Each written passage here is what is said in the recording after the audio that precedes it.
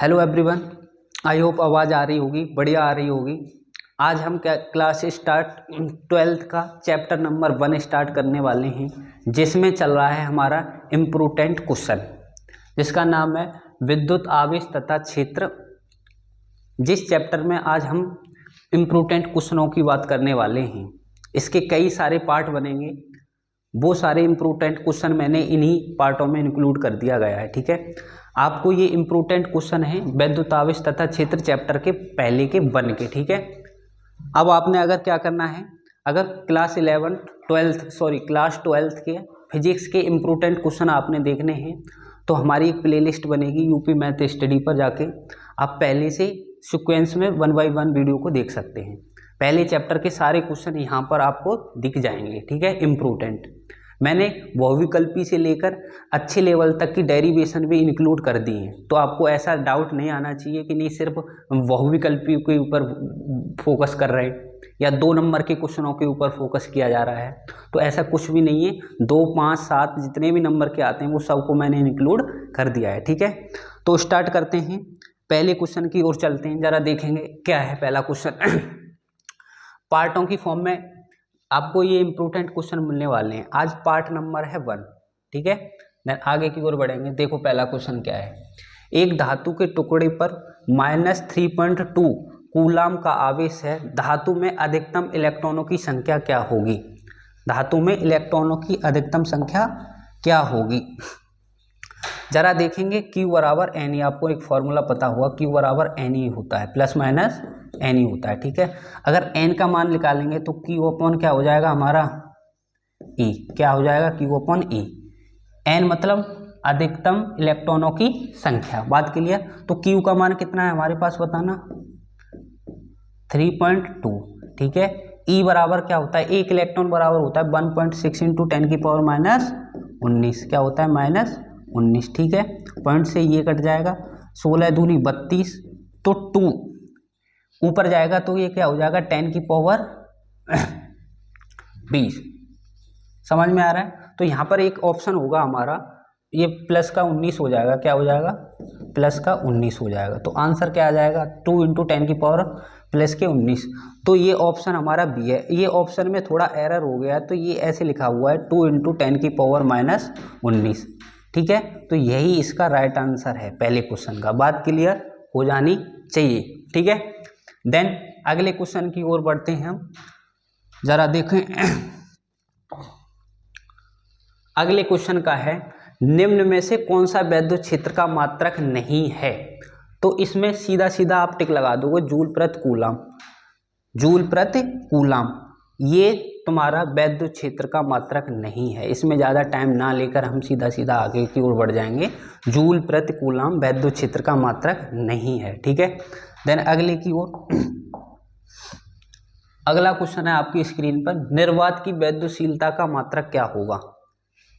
निर्वात में, निर्वात जहाँ वायु ना हो, समझ में आ रहा है, वहाँ वैद्युतशीलता का मात्रक क्या होगा? वैद्युतशीलता मतलब F0, एप्सिलॉन नॉट मतलब एप्सिलॉन, वैद्युतशीलता मतलब एप्सिलॉन का मात्रक। तो एप्सिलॉन का मात्रक ये होता है कूलाम स्क्वायर प्रति newton metre square. Coulomb square प्रति न्यूटन मीटर स्क्वायर, यही हमारा वैद्युतशीलता का क्या होता है, मात्रक होता है। बात क्लियर हो जानी चाहिए। एक बहुत बार पूछा गया है, देखो ये 14, 15, 20, 22 और 25 में पूछा गया है। ठीक है, आगे की ओर बढ़ते हैं। इसके बाद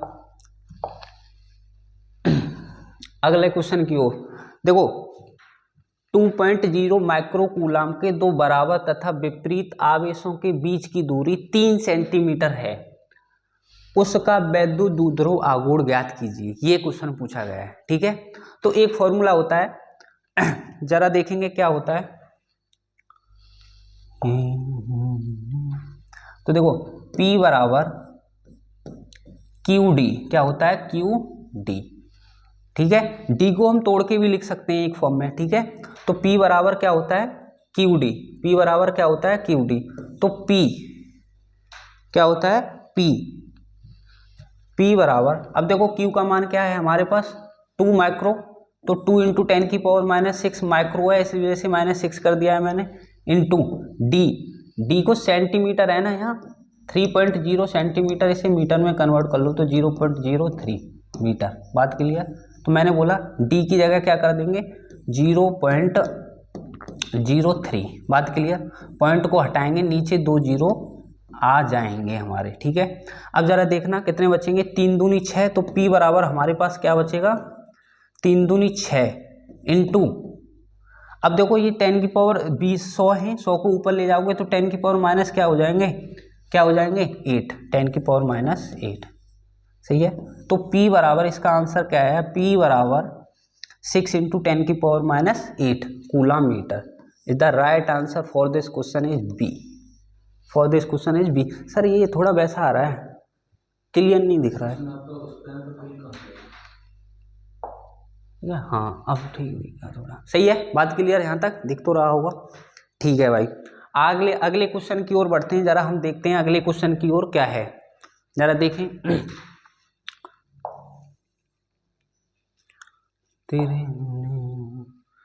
वैद्युत क्षेत्र की तीव्रता का मात्रक होता है, वैद्युत क्षेत्र की तीव्रता का मात्रक, वैद्युत क्षेत्र की तीव्रता का मात्रक होता है न्यूटन प्रति न्यूटन मीटर। क्या होता है न्यूटन मीटर। जरा यहां देखेंगे न्यूटन, सॉरी एक मिनट,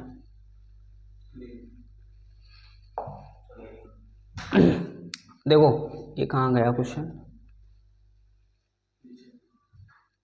क्या होता है न्यूटन मीटर, सीधा याद रखेंगे, ज़्यादा उसमें नहीं जाने का, बस इंपॉर्टेंट ध्यान रखो, ठीक है। अगले क्वेश्चन की ओर मैं बढ़ता हूँ।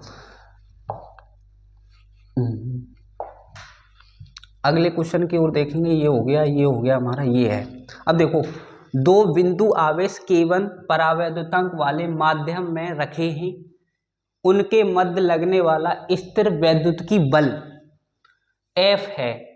यदि माध्यम का परावैद्युतांक बदलकर K2 हो जाए तब उनके मध्य स्थिर वैद्युत बल क्या होगा।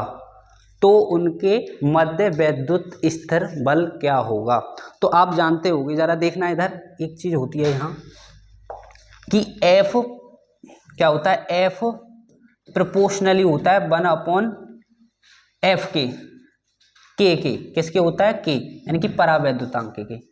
F प्रोपोर्शनली होता है 1/K यानी कि परावैद्युतांक के। अब यहाँ हमें क्या दे रखा है, तो F बराबर देखना K1 का मान क्या है हमारे पास K1, यानी कि F डैश बराबर हो सकता है हमारा, F बराबर हो सकता है हमारा K1 अपॉन परावैद्युतांक कितने दे रखे हैं इसमें, देखना जरा 2 दे रखे हैं K2, तो ये हो जाएगा K2, तो ये वाला हमारा आंसर हो जाएगा। जरा देखिए F बराबर K1 अपॉन K2, ये ठीक है, बात क्लियर हो जानी चाहिए। तो इसका सी आंसर इस क्वेश्चन का सही आंसर है। बात क्लियर, ठीक है भाई। मैंने बोला अगला क्वेश्चन की ओर हम बढ़ते हैं, जरा देखेंगे। 2 बिंदु आवेशों को वायु में एक निश्चित दूरी पर रखने पर उनके बीच 80 न्यूटन का बल कार्य करता है, तब उन्हें आवेशों को एक परावैद्युतांक माध्यम में इतनी दूरी पर रखा जाता है तो उन पर 8 न्यूटन का बल कार्य करता है। माध्यम का परावैद्युतांक क्या होगा, माध्यम का परावैद्युतांक क्या होगा, ठीक है। तो मैंने बोला एक फॉर्मूला होता है F मीडियम, क्या होता है F मीडियम बराबर F एयर, सॉरी F क्या बोला मैंने, F मीडियम बराबर F मीडियम मतलब कोई परावैद्युतांक, मीडियम बराबर क्या होता है F एयर, क्या होता है F एयर अपॉन क्या होता है, हमें क्या दे रखा है N, कितना फोर्स दे रखा है 8 न्यूटन का बल कार्य करता है, यहाँ पर क्या आएगा 8 न्यूटन का बल कार्य करता है, ठीक है, इतना ध्यान रखेंगे, यहाँ K हो जाएगा। ये है। अब मैंने बोला F मीडियम कितना दे रखा है आपने बताओ, F मीडियम दे रखा है कितना, एक 80 न्यूटन है और एक कितना है तुम्हारे पास 8 न्यूटन, तो F मीडियम का मान दे रखा है 8 न्यूटन, F एयर का मान कितना दे रखा है 80 न्यूटन, F एयर का मान क्या दे रखा है 80 न्यूटन, और नीचे क्या आ जाएगा K के का ही मान पूछा है तो के का मान क्या हो जाएगा, ये 10 बार कट जाएगा, आंसर इज 10। बात क्लियर, तो के बराबर 10 इसका राइट आंसर है इस क्वेश्चन का। ठीक है, बात क्लियर हो जानी चाहिए। अगले क्वेश्चन की ओर देखते हैं जरा। एक खोखले धात्विक गोले पर 10 कूलाम आवेश है, गोले की त्रिज्या 5 सेंटीमीटर है, गोले की त्रिज्या 5 सेंटीमीटर है, धातु के गोले के भीतर वैद्युत क्षेत्र का मान क्या होगा, धातु के गोले के बीच वैद्युत क्षेत्र का मान क्या होगा, वैद्युत क्षेत्र का मान क्या होगा। अब देख लो इधर, जब भी किसी वैद्युत क्षेत्र की बात पूछ रहा है और किसी गोले के अंदर की बात पूछ रहा है, वैद्युत फ्लक्स पूछे या वैद्युत क्षेत्र पूछे, किसी के अंदर पूछे, तो आंसर 0 होता है। ये बात बस बिल्कुल ध्यान रखो। फ्लक्स किसी भी सर्कल के अंदर अगर फ्लक्स पूछ रहा है किसी भी सर्कल के बंद में या सेंटर पर, तो फ्लक्स कहाँ होगा, 0। अगर वैद्युत क्षेत्र भी पूछ रहा है किसी बंद में पूछ रहा है, बंद गोले में पूछ रहा है, वहां पर भी फ्लक्स क्या होगा हमारा, वैद्युत क्षेत्र क्या होगा, 0। कोई सॉल्व करने की आवश्यकता नहीं है, सीधा आंसर लगा सकते हो 0। बात क्लियर हो जानी चाहिए। ठीक है, बस ध्यान क्या रखना है, भीतर वैद्युत क्षेत्र, किसी के अंदर वैद्युत क्षेत्र क्या होता है, 0 होता है। इतनी बात बस ध्यान रखेंगे। आगे की ओर बढ़े, अगले क्वेश्चन की ओर देखें।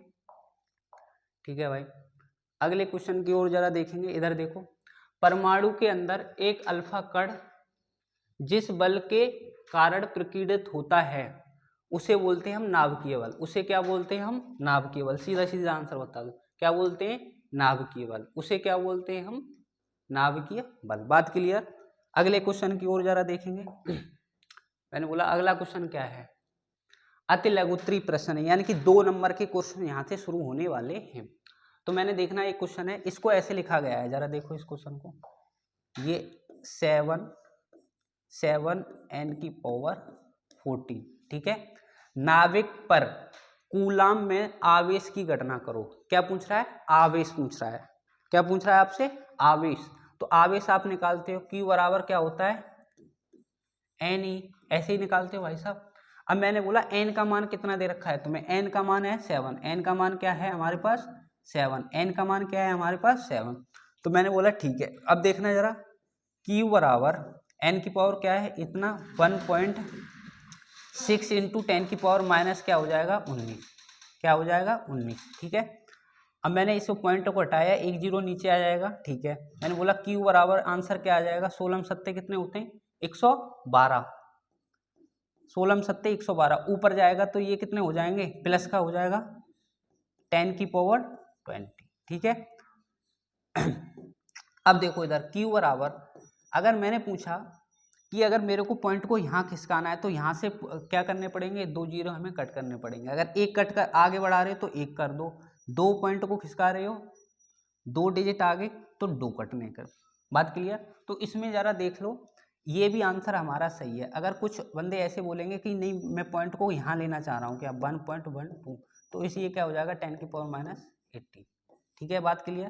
कहने का मतलब ये है कि अगर घातों को कम करूंगा तो पॉइंट को उतना खिसका सकता हूँ। अगर एक घात कम कर रहा हूँ तो 1 पॉइंट आगे खिसका लो, 1 डिजिट, 2 तो 2 खिसका लो। बात क्लियर। तो यहाँ ये वाला ये भी आंसर सही है, 112 इंटू 10 की पावर माइनस 20, और ये भी आंसर सही है हमारा 1.12 इंटू 10 की पावर माइनस 18। सही है, बात क्लियर। ठीक है भाई, ये इसका आंसर है। बात क्लियर। अगली बात देखते हैं हम, यहाँ से अगला क्वेश्चन की ओर जा रहे हैं। आवेशों के मध्य लगने वाले वैद्युत बल की सहायता से विद्युतशीलता एप्सिलॉन बोलते हैं, इसे क्या बोलते हैं, एप्सिलॉन नॉट का विमी सूत्र क्या होगा, एप्सिलॉन नॉट का क्या होगा, विमी सूत्र क्या होगा, इसे एप्सिलॉन नॉट भी बोला जाता है। ठीक है, वैद्युतशीलता को एप्सिलॉन नॉट बोलते हैं। समझ में आ रहा है नहीं, तो उसका क्या पूछ रहा है, विमी सूत्र पूछ रहा है, यानी कि विमा निकालनी है, डायमेंशन निकालनी है हमें। क्या निकालनी है, डायमेंशन। अब डायमेंशन निकालना तुम क्लास 11th में सीख चुके हो, पहले चैप्टर में डायमेंशन कैसे निकालते हैं। ठीक है, तो जरा देखें कैसे निकालेंगे। तो एक फॉर्मूला तुमने पढ़ा होगा, कूलम्ब्स लॉ, फॉर्मूला पढ़ा होगा क्या, कूलम्ब्स लॉ। F बराबर क्या होता है, K Q1 Q2 upon R²। के को अगर मैं खोल के लिखना चाहूँगा तो के को 1/4 पाई एप्सिलॉन, बात क्लियर, Q1 Q2 अपॉन क्या हो जाएगा आर स्क्वायर, ये सॉरी ये यहाँ एप्सिलॉन नहीं है, क्या है आर स्क्वायर, बात क्लियर। अब मेरे को मान किसका निकालना है, इसका निकालना है, इसका हमें क्या निकालना है, विमी सूत्र निकालना है भाई साहब। तो मैंने बोला इसको ऐसे लिख लें हम बाहर, हमारे क्या पास क्या बचेगा, इसका एक और बात ध्यान रखो, न्यूमेरिकल वैल्यू का कोई भी विमी सूत्र नहीं होता, समझ में आ रहा है। तो 1/4 पाई का इसका हमारा कोई डायमेंशन नहीं होगी, बात क्लियर हो जानी चाहिए। मैंने बोला ठीक है भाई। अब क्या करोगे, 1/f(r²) हो जाएगा हमारा, 1/f(r²) हो जाएगा, और नीचे आ जाएगा Q1/Q2, सही है। अच्छा ठीक, थोड़ा सा यहाँ एरर हो गया हमारा, उल्टा हो गया, देखो इधर Q1 Q2 अपॉन क्या हो जाएगा, f का इसमें मल्टीप्लाई करेंगे f(r²), बात क्लियर। मैंने बोला इसका आवेश है ना एक प्रकार का, Q क्या है हमारा आवेश, आवेश का विमा क्या होता है, डायमेंशन क्या होती है AT, ये तुमने 11th में पढ़ रखा होगा, AT। अगर दो हैं तो इस पर क्या कर देंगे हम, स्क्वायर लगा दो, बात क्लियर। फोर्स का तुम्हें पता ही है MLT माइनस क्या होता है 2, फोर्स का क्या पता है, डायमेंशन तुम्हें पता ही है क्या होती है MLT माइनस 2, और नीचे क्या है R, तो R कितनी है, लेंथ है मतलब एक प्रकार की, तो R²। तो जरा देखेंगे इसको कैसे करेंगे, ऊपर ले जाएंगे तो माइनस हो जाएगा -1, L यहाँ पर 2 हो जाएंगे, और L ये क्या है 1, तो L की पावर माइनस क्या हो जाएगा, ऊपर 3 हो जाएगा, और T 2 ये हैं, और ऊपर जाएगा तो T की पावर कितनी हो जाएगी 4 हो जाएगी, और A हमारा क्या हो जाएगा A2, क्या हो जाएगा A2, यही हमारी क्या है डायमेंशन है, बात क्लियर। डायमेंशन की कुछ बातें ध्यान रखनी पड़ेंगी आपको, इस ब्रैकेट के अंदर ही लिखना पड़ेगा। देन अगली बात ये ध्यान रखनी पड़ेगी, ये सारी जो चीजें लिखी वो कैपिटल अक्षर में आपको लिखनी पड़ेगी। तो यही हमारा डायमेंशन का डायमेंशन निकल आई, किसकी, वैद्युशीलता की, बात क्लियर हो जानी चाहिए। अगले क्वेश्चन की ओर भाई साहब बढ़ते हैं हम, जरा देखेंगे वैद्युत द्विध्रुव का परिमाण ज्ञात कीजिए तथा, ये प्रिंटिंग मिस्टेक है, इसके द्विध्रुव आघूर्ण का सूत्र परिभाषित कीजिए, इसके द्विध्रुव आघूर्ण का सूत्र। तो P बराबर क्या होता है हमारा, बस सूत्र ध्यान रखें क्या होता है, P बराबर 2QL, ठीक है। कुछ लोग ऐसे यहाँ पर भी ऐसे भी लिख सकते हैं, Q को इधर लिख लो 2L ऐसे लिख लो, तो ये भी हमारा सूत्र होता है, बात क्लियर, इतना ध्यान रखेंगे, ठीक है। देन अगले की ओर, अगला क्वेश्चन हमारा, एक चालक पर इतना 2.4 × 10⁻⁻1 -18 कूलाम का धनात्मक आवेश है, बताइए इस चालक पर कितने इलेक्ट्रॉन की कमी अथवा अधिकता होगी, कितने इलेक्ट्रॉन की कमी या अधिकता होगी। तो आपको पता है एक फॉर्मूला Q बराबर Ne, क्या होता है Q बराबर Ne, जरा देखेंगे इधर Q बराबर क्या होता है हमारा, Q बराबर Ne, पूछा क्या है इलेक्ट्रॉन की संख्या यानी कि n का मान, तो Q अपॉन क्या हो जाएगा E हो जाएगा। Q का मान कितना दे रखा है भाई साहब हमारे पास 2.4 × 10⁻18 कूलाम, ठीक है, अपॉन E का मान कितना होता है 1.6 × 10⁻19 कूलाम, क्या होता है -19 कूलाम। यहाँ से ये कट जाएगा हमारा, इसमें करेंगे तो 1.5 आएगा, 16 में 16 का अगर भाग करोगे 24 में तो कितना जाएगा 16 × 16, 16 दूनी 32 यानी कि 16 पंजे 80, ठीक है। अब मैंने पूछा इधर ऊपर जाएगा तो किसका बचेगा बताना, ये प्लस का हो जाएगा ऊपर और ये माइनस का है, तो प्लस का एक ही तो बचेगा, प्लस का क्या बचेगा एक, तो उस इससे 10, अरे जब यहाँ से पॉइंट हटाएंगे तो ये नीचे बढ़ जाएगा, 10 से 10 क्या हो जाएगा कैंसिल, तो आंसर क्या बचेगा हमारा ओनली 15, ओनली क्या बचेगा 15। इलेक्ट्रॉन की क्या होगी कमी होगी। अब इलेक्ट्रॉन की कमी का कंसेप्ट क्या होता है, इलेक्ट्रॉन क्या बोला मैंने, इलेक्ट्रॉन की क्या होगी एक बार देखें इधर, इलेक्ट्रॉन की कमी, इलेक्ट्रॉन की क्या होगी कमी होगी, इलेक्ट्रॉन की क्या होगी कमी होगी। कमी कैसे होगी, जब अगर पॉजिटिव मान आ रहा है तो इलेक्ट्रॉन की कमी होगी, अगर नेगेटिव मान आ रहा है तो इलेक्ट्रॉन की अधिकता होगी। इस कॉन्सेप्ट को ध्यान रखेंगे। यहाँ पर बहुत सारे बच्चे कंफ्यूज हो जाते हैं कि सर हमें ये नहीं पता चलता इलेक्ट्रॉन की अधिकता कब होगी, इलेक्ट्रॉन की कमी कब होगी। तो आपको ध्यान रखना पड़ेगा, अगर पॉजिटिव आ रहा है तो इलेक्ट्रॉन की कमी होगी, अगर नेगेटिव आ रहा है तो इलेक्ट्रॉन की क्या होगी, अधिकता होगी। इस बात को ध्यान रखेंगे, ठीक है। अगले क्वेश्चन की ओर देख लेते हैं भाई साहब। मैंने बोला अगला क्वेश्चन देखना जरा। अगला क्वेश्चन 1.0 माइक्रो कूलाम, देखो यहाँ कूलाम था, पॉइंट कर दिया है, के दो बराबर एवं विपरीत प्रकाश के आवेश 2.0 मिलीमीटर दूर रखे हैं। इस द्विध्रुव आघूर्ण का द्विध्रुव आघूर्ण ज्ञात कीजिए।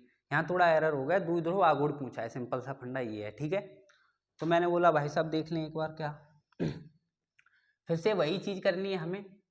क्या फॉर्मूला है हमारे पास, 2L। अब यहाँ पर ये बताओ मेरे को इसका आंसर क्या होगा। देखो P बराबर द्विध्रुव आघूर्ण बराबर, अभी आपको पता है P बराबर QD, एक ये भी होता है, समझ में आ रहा है। तो P बराबर हमारा Q कितना दे रखा है, 1 माइक्रो कूलाम।